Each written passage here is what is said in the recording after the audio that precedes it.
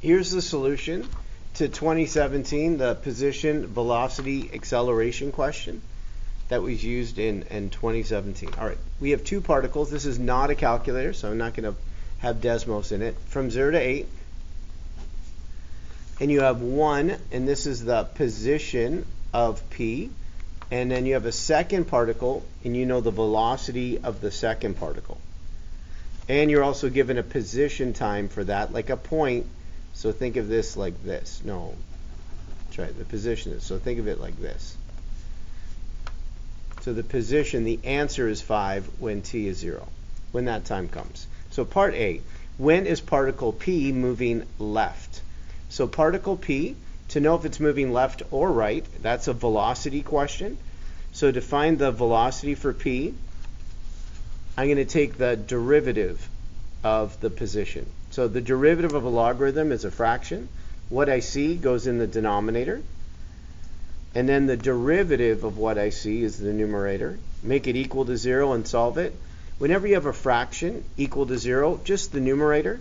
Because if the numerator is equal to 0, then 0 divided by anything is 0. And when you solve this, you can see the only time when it's equal to 0 is 1. We should also look at the denominator just in case there is anything undefined that we'd also have to put it on that number line. So let's do that as well. So if I look at the denominator, is it factorable? It isn't even factorable. And I don't see any values that would be put on that number line. So if it was factorable, like there are no, once I looked at it and go, oh, there are two numbers that multiply to 10 and add to -2, I'm going to let it go. Positive 1 is the value that makes it 0. I'm going to draw a number line from 0 to 8 and only put 1 on there. And then using the velocity, if I plug in 1/2, 2 times a half, take away 2 is negative, and this would give you a positive answer. So it's a negative divided by a positive. If I plug in like positive 2, I get a positive over a positive, and I'm done. So the question is, when is the particle moving left? So the particle,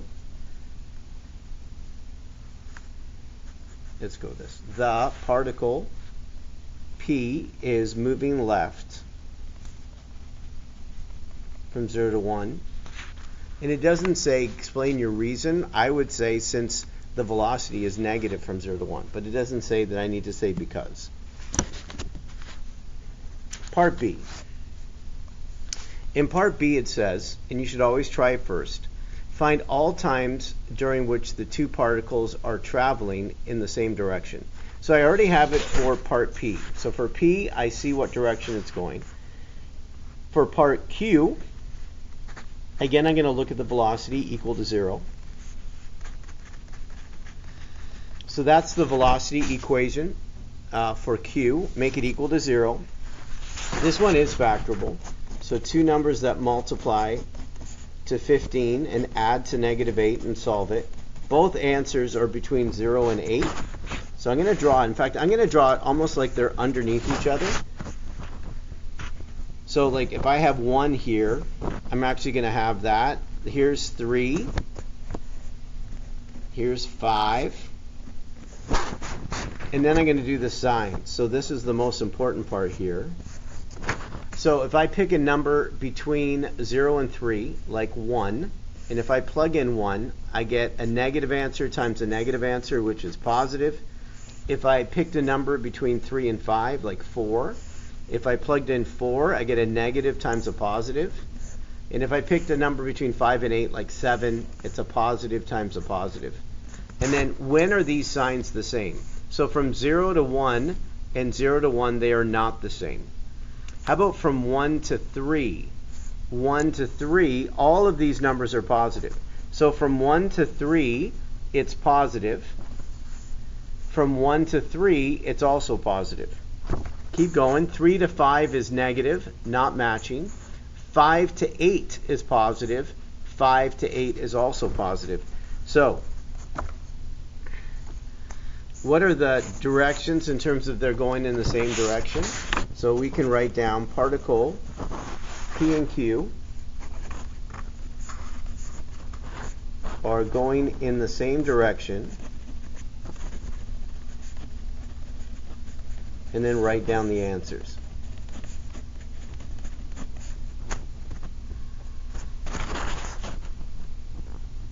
All right, part C.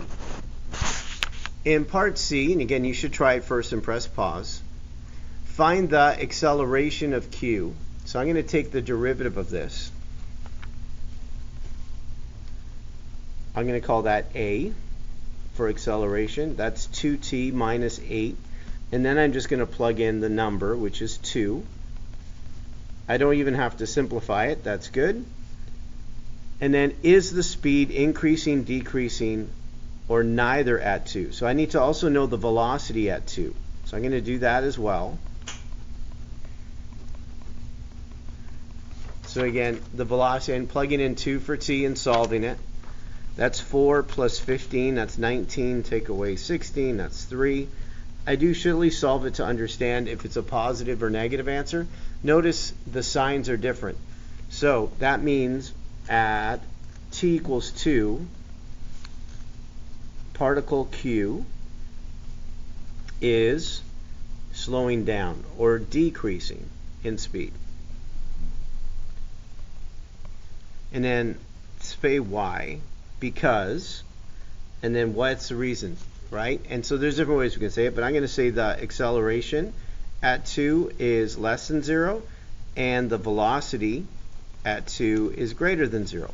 You could also mention the acceleration is negative and the velocity is positive at t equals 2, and that would also be a reason why it's decreasing. If the signs are different, it's decreasing. If the signs are the same, it is increasing. All right, find the position of particle Q the first time it changes direction. So the first time it changes direction, we're going to go back to the number line for Q, and the first time it changes direction from positive to negative is when t equals 3. So I want to know what the position is at t equals 3.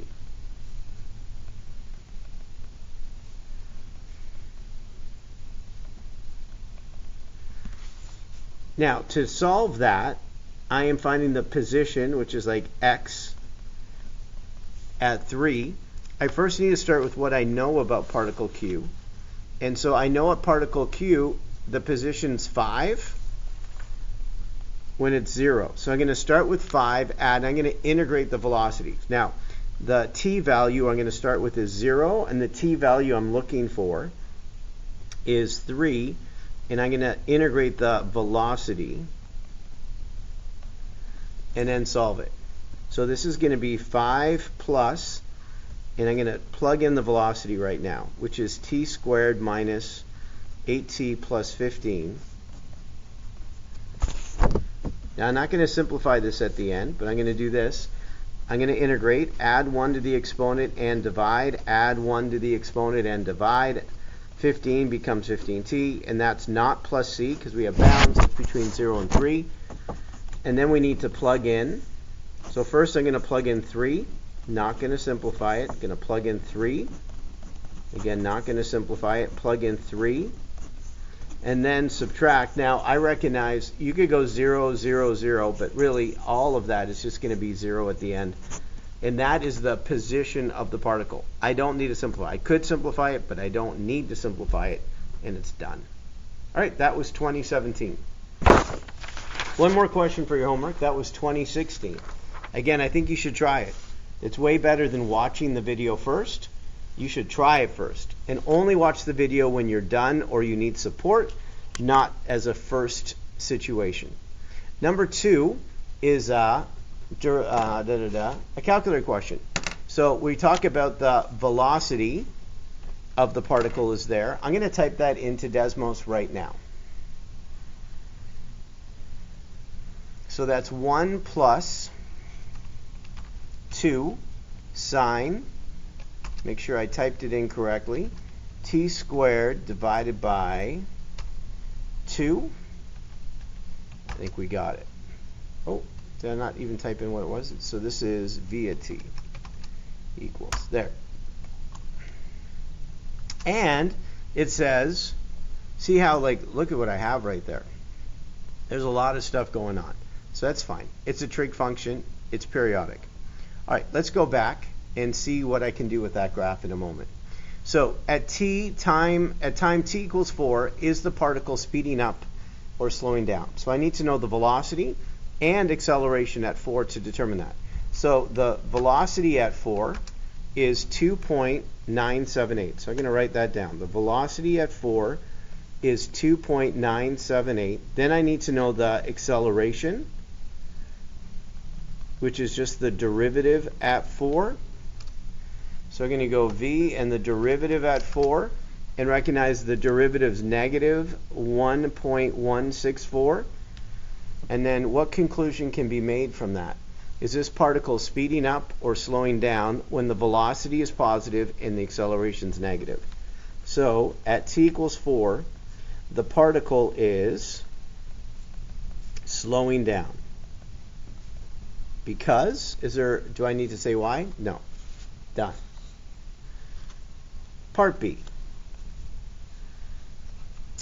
Find all times when the particle changes direction. So the particle changes direction when it's equal to 0. So I'm going to take the velocity equal to 0 and solve for t using the graph. Notice it's between 0 and 3. So I'm going to go here and I'm going to change this so it says, use fancy parentheses, and then we're going to go between 0 and 3. So we're going to do a restriction here.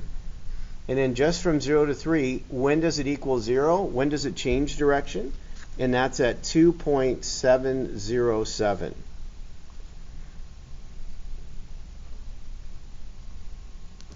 And it does say y.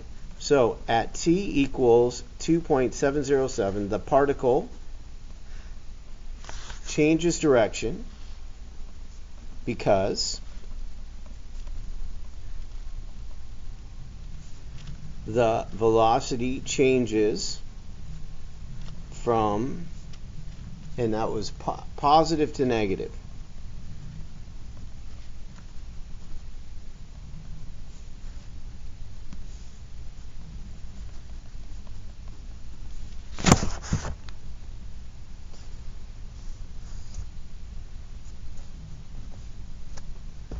All right, part C. Can you find the position of the particle at 0? So you're given the velocity. We're going to integrate, and we need to incorporate this right here. So the position to begin with, first of all, I'm looking at 0. So I'm going to start with 2 plus, I'm going to integrate. The t value to start with is 4. So the position is at 4, the position is 2. I'm looking for at 0, and then I integrate the velocity and then write the answer down. So this is a calculator question. So I'm going to come back here, I'm going to type that in. So I'm going to go 2 plus, I'm going to integrate, and it's from 4 to 0, v at t dt. You know why it said that? Because I put this restriction from 3, so it won't do this. So now I'm going to delete this restriction. And because I deleted the restriction, it now shows the whole graph, and now it gives you the answer. So it was only undefined because I had a restriction up to 3, and yet I'm integrating with 4, so now it's good. So I got rid of the restriction for the last part here, or the third part here, and it's negative 3.815. All right, one more part left. Part D. In part D, it says find the total distance. To find the total distance, we integrate, and it's the absolute value of velocity. We need to remember these things that come up over and over again, like total distance and how to find the total distance. All right, let's go back to the graph. We're going to type it in from 0 to 3.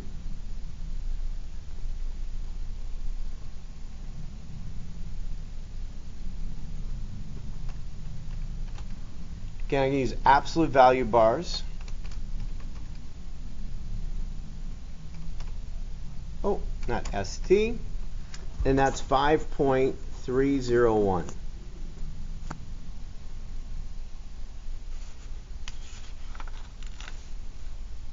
And that's it. All right, Mr. G Math, over and out. Till next time, I'm proud of you for doing your best.